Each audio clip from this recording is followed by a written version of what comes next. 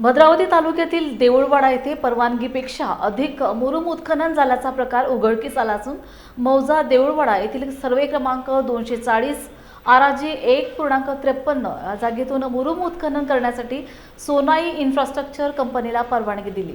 शेतकरी संरक्षण समितीचे संस्थापक अध्यक्ष विठ्ठलराव बदकल यांनी तहसीलदारांकडे मोजणी करण्याची मागणी केल्यानंतर मंडळ अधिकाऱ्यांनी घटनास्थळी पंचनामा केला। त्यावेळी सुमारे 3190 ब्रास मातीचे उत्खनन झाल्याचे समोर आले। देऊळवाडा ग्रामपंचायतकडून परवानगी न घेता उत्खनन करण्यात आले असे सरपंच रवी देठे यांनी सांगितले। आंदोलन छेडण्यात येईल असा इशारा शेतकरी संरक्षण समितीचे संस्थापक अध्यक्ष विठ्ठलराव बदकल यांनी दिला आहे। बाबा यादव मत्ते राहणार भद्रावती राहणार। मला अद्यापपर्यंत ह्या शेतीचं माहीत नव्हतं। एक व्यक्तीने सांगितलं, अरे तुझी शेती हे खोदून काम करून राहिला, माझं शेत येथून आहे, येथून असल्यामुळे त्या हिवरं झाड आहे, ते तुरी आहे, ते याईनं जबरदस्तीनं खोदून काम करण्याकडे मी आलो, पण तसे ते त्याईनं गाड्या काढून निघून गेले।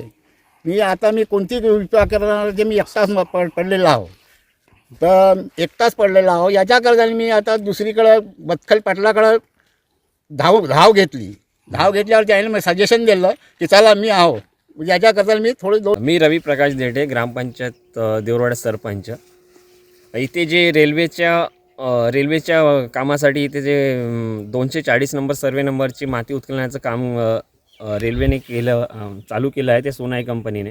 पण जेव्हा 2000 ब्रासची यांनी जेव्हा परमिशन घेतली, तर कसलीही परमिशन ग्रामपंचायतच्या मार्फत घेतली नसून त्यांनी विभागीय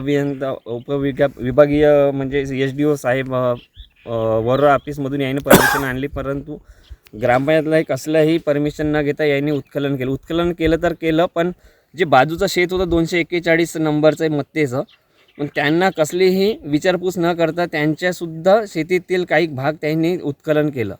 तरी पूर्ण यांनी चौकशी करायला पाहिजे होती आणि मोजमाप करून त्या शेतीचं कुठून आहे, त्यांची शेती कुठून आहे आणि त्या कुठून खोदकाम करायला पाहिजे, त्यांची कसलीही त्यांनी मोजमाप न करता त्यांनी त्या बाजूच्या शेतकऱ्यांचं नुकसान केलं आहे। तरी त्यांना त्या शेतीचा मोबदला व त्यांची भरपाई देण्यात यावी, यासाठी आम्ही इथे आज उपस्थित झालो आहे।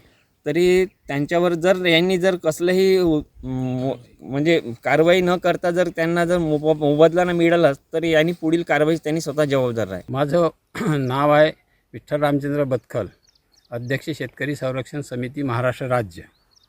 समिती ही शेतकऱ्यावर होणाऱ्या अन्यायाला वाचा फोडण्यासाठी काम करते। तर ही शनाई कंपनी आहे, तिसऱ्या लाईनला जे मुरुम खोदकाम करून रेल्वे लाईनला टाकते, त्याच्यामध्ये माती टाकण्याचा त्यांना कोणताही अधिकार नाही, खाली मुरुमच पाहिजे।